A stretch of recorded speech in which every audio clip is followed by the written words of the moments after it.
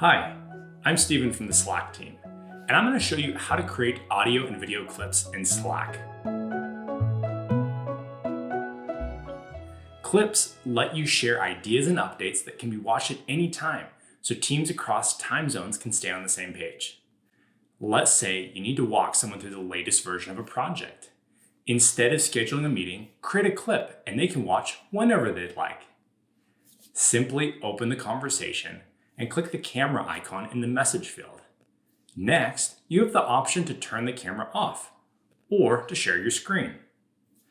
Click record when you're ready.